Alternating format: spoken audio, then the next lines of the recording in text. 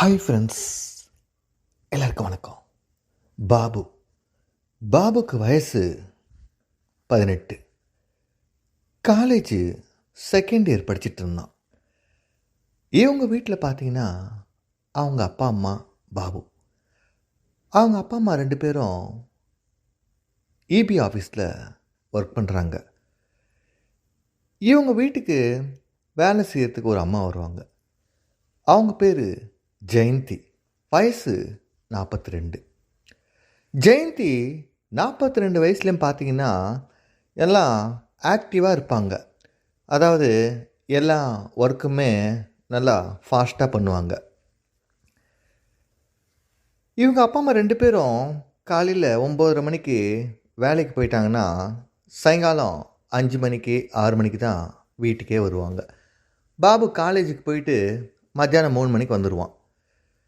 தினமும் ஜெயந்தி வந்து அவங்க வீடெல்லாம் க்ளீன் பண்ணிவிட்டு பாத்திரம்லாம் சுத்தம் பண்ணிவிட்டு போகிறது தான் அவங்க ஒர்க்கு. ஒரு நாள் பாபு காலேஜ் லீவு, அதனால் வீட்டில் தூங்கிட்டு இருந்தான். அப்போ ஜெயந்தி வீடெல்லாம் சுத்தம் பண்ணிகிட்டு இருந்தாங்க.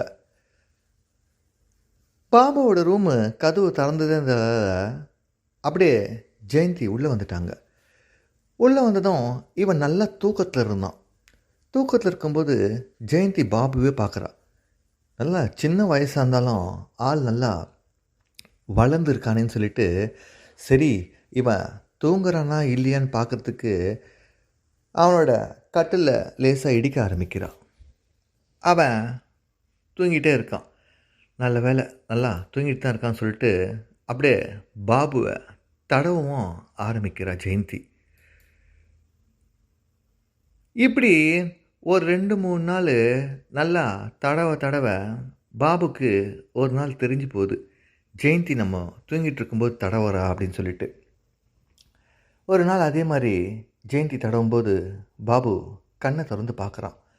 உடனே ஜெயந்திக்கு ரொம்ப அதிர்ச்சி ஆகிடுது. ஐயோ, இந்த பையன் வீட்டில் நான் சொல்லிட போகிறான்னு சொல்லிட்டு மன்னிச்சிருக்கப்பா, வீட்டிலலாம் யார்கிட்ட சொல்லிடாத, நான் ஏதோ தெரியாமல் பண்ணிட்டேன் அப்படின்றான்.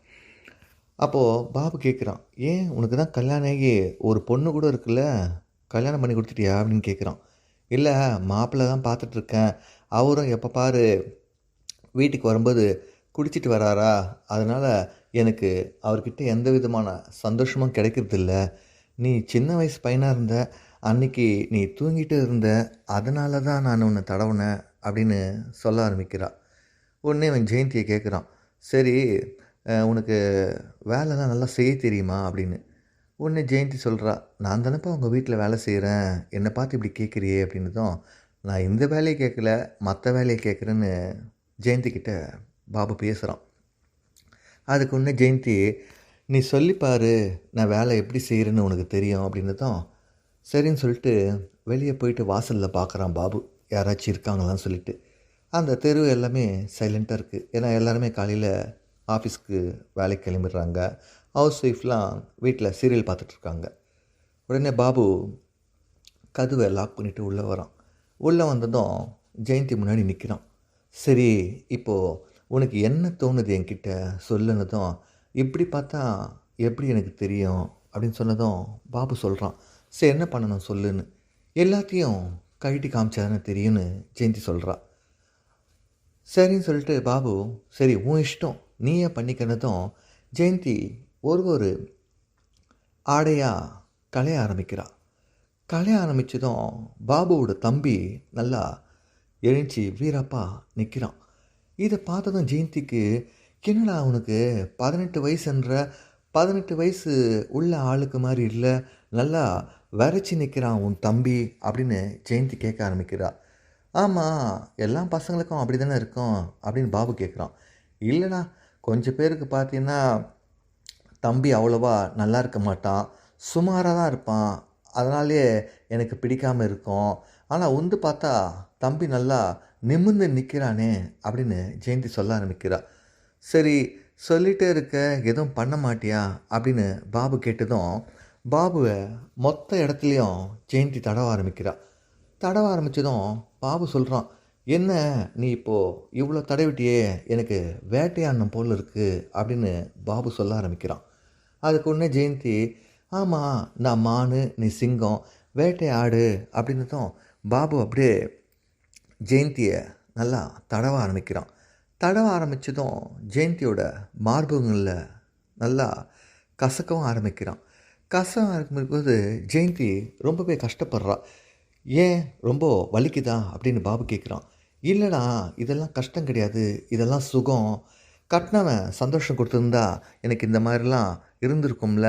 அந்த ஆள் பாட்டுக்கு வரான், குடிக்கிறான், படுத்துக்கிறான், காலையில் ஏஞ்சி போயிடுறான். இதே தான் ஒரு நாள் கூட நீ கசக்கிற மாதிரி அவன் கசக்கிறது இல்லைடா" அப்படின்னு சொன்னதும் இவன் அவளோட காம்புகளை நல்லா சுவைக்க ஆரம்பிக்கிறான். ஒரு மார்பகத்தையும் சுமார் ஒரு 25-30 நிமிஷம் நல்லா சுவைக்க ஆரம்பித்து அப்படியே ஆழமாக பார்க்க ஆரம்பிக்கிறான். பொதுவாகவே பெண் உறுப்பை பார்த்தீங்கன்னா, நம்ம நிறுத்தி நிதானமாக சுவைக்க ஆரம்பித்தோம்னா அதுக்கான சந்தோஷங்கள் முழுமையாக அடைய முடியும்.